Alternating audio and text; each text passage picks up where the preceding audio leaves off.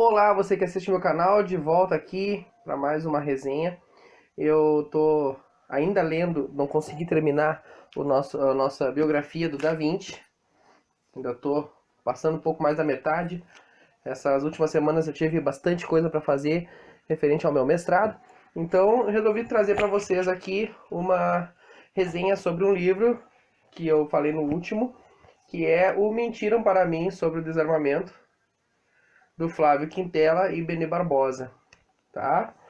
E queria, antes de mais nada, contar pra vocês que eu adquiri uma coisa que eu gostei muito, que foi uma box lindona sobre o Stalin, com 2 volumes, tá? Adquiri na Amazon. Eu não ganho nada pra falar sobre a Amazon, mas eu recomendo porque saiu muito em conta essa box aqui, que você vai achar aí no mercado por um preço um pouco mais alto, e eu consegui por um valor bem legal na Amazon. Então, corre lá e confere que vale a pena, tá?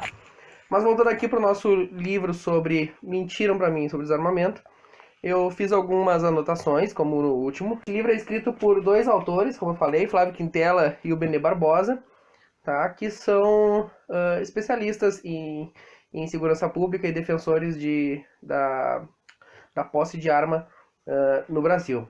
Uma coisa muito importante de notar é que os dois são brasileiros, então eles realmente conhecem a realidade aqui do nosso país, onde existem muitos crimes, existe uma criminalidade altíssima que vem crescendo ao longo dos anos, e eles vão falar sobre isso nesse livrinho aqui, que é bem pequenininho e eu recomendo que você leia. O Flávio Quintela ele é engenheiro eletrônico e ele contribui para importantes jornais do Brasil, como a Gazeta do Povo, como colunista, e também é praticante de tiro.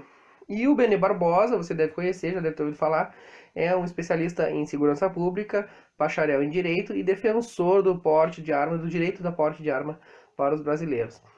Eu aqui ainda não estou falando, vou mais pro final do vídeo falar sobre a minha opinião quanto ao desarmamento do Brasil, mas por enquanto vamos tratar só do livro, tá? Então esse livro aqui ele é escrito no formato de desfazer algumas supostas mentiras para os autores, tá? Onde eles vão estar colocando cada capítulo com o nome de uma mentira, se eu não me engano são 9 capítulos, e eles vão falar cada capítulo uma mentira e vão dissertar sobre ela. Então eu anotei aqui alguns para que a gente possa ter uma resenha mais completa, mas mesmo assim eu não vou falar sobre muitos, porque senão você não vai ler o livro. Então eu quero fomentar que você leia o livro, mas vou falar aqui de alguns capítulos para que você possa conhecer do que se trata o livro. Então a primeira mentira que ele fala ali no primeiro capítulo vai ser que as armas matam. Você já deve ter ouvido falar que essa história que as armas matam.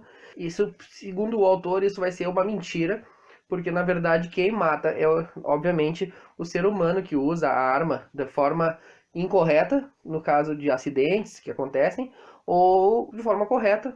O ser humano, como por exemplo, policial, está usando a sua arma no seu serviço, parte do serviço dele, infelizmente, é matar outros seres humanos. Porém, para o autor, essa história de que armas matam é uma mentira contada para nós pela mídia, dando a entender que mais armas aumentam necessariamente o número de crimes cometidos.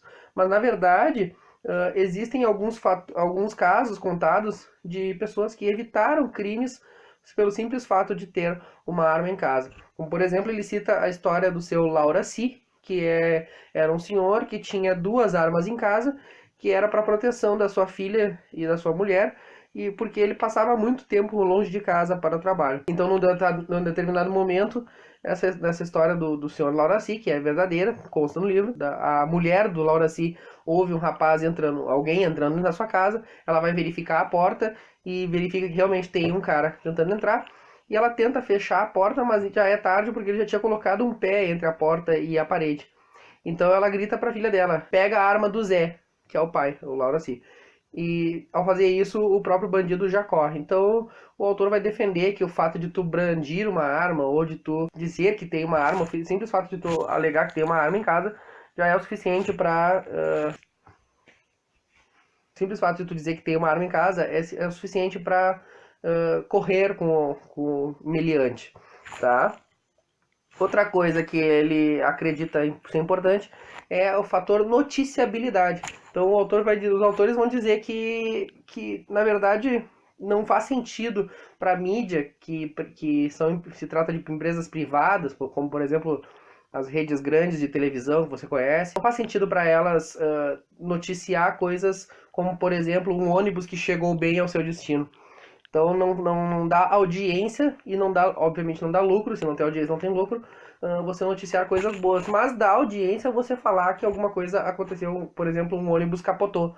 Da mesma forma, dá audiência falar que uma arma disparou acidentalmente, matando uma, duas, três, quatro crianças, ou que alguém entrou em algum lugar e matou diversas crianças. Outra mentira que ele vai falar no livro é a famosa mentira, a famosa história de que países desarmados estão mais seguros. Então ele cita o caso da Inglaterra, onde no século XII na Inglaterra todos os cidadãos, os súditos ao rei, tinham direito a ter a sua arma para sua própria defesa e tinham um índice de criminalidade bem baixo.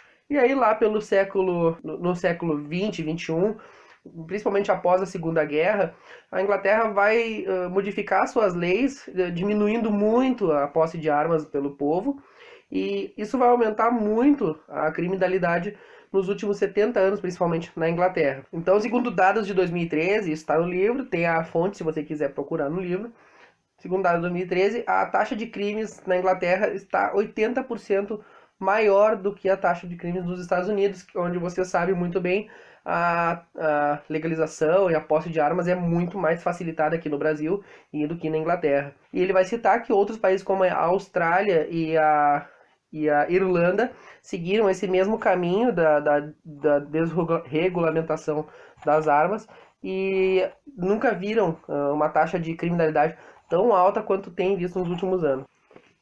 Então, numa outra parte do livro, ele vai citar que acidentes domésticos matam crianças. Isso é uma mentira que a mídia conta para nós, segundo o autor. E ele vai apresentar uma tabelinha ali. E nessa tabelinha vai aparecer a lista de fatores que mais matam crianças no Brasil. Essa tabela é do Ministério da Saúde, dos anos de 2003 a 2012. Então eu vou ler aqui rapidamente o que são os fatores que mais matam, segundo essa tabela. Em primeiro lugar aparece, com 39,7% das mortes, acidentes de trânsito. Em segundo lugar, com 25,8%, afogamento. Em terceiro lugar, com 14,2%, sufocamento. Em quarto lugar, aparece outros. Em quinto lugar, queimaduras, com 6,4%. Em sexto lugar, quedas. E sétimo lugar, intoxicações.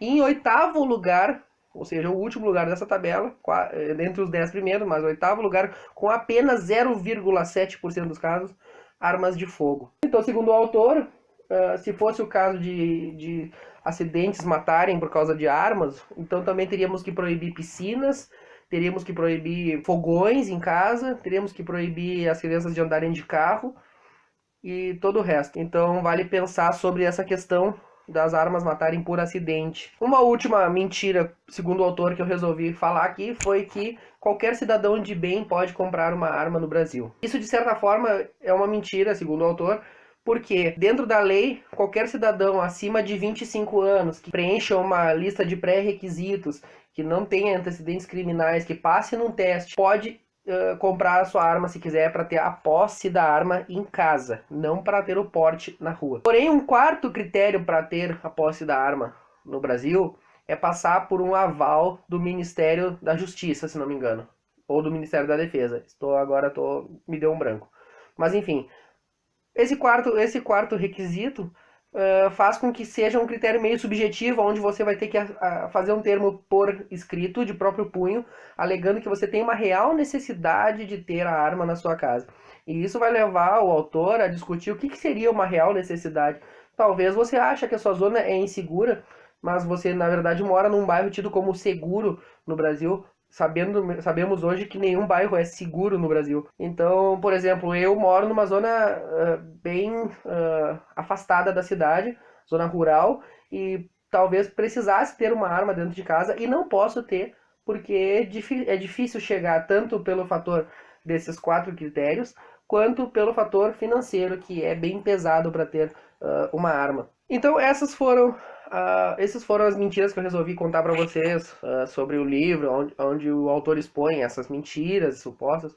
E eu vou dizer para você que, de fato, após ler esse livro, Após ler um outro livro chamado Hitler e o Desarmamento, que fala como Hitler e todo o Terceiro Reich da Alemanha desarmaram a população judaica e a cigana e outras populações a fim de ter controle maior da população. Eu, após ler esses livros, após ver alguns outros artigos, após ver vídeos do próprio Benê Barbosa, eu tomei a decisão de ser a favor de armamento. Eu acho que nós devemos ter sim acesso às armas. Mas isso é uma conclusão minha, e eu não sou contra quem é contra ela. Obviamente, se você tiver uma opinião contrária, eu quero que você coloque aqui nos comentários falando pra mim o que você pensa sobre isso e por que pensa sobre isso. Eu acho que hoje o vídeo vai ser um pouquinho mais curto e eu quero ver você aqui dando o seu joinha, assina o sininho aqui no canto para que eu possa para que o YouTube te mande notificações sobre os meus vídeos. E eu tô tentando terminar a biografia do Da Vinci em mais uma semana, talvez 2 ainda, porque eu tô bem apertado de tempo, como eu disse. Já vem aqui o próximo vídeo com essa biografia bem legal, certo? Se inscreve no canal, deixa o joinha, clica no sininho e comenta e compartilha com seus amigos para que eles possam ter mais informação sobre o desarmamento. Um abraço e até a próxima.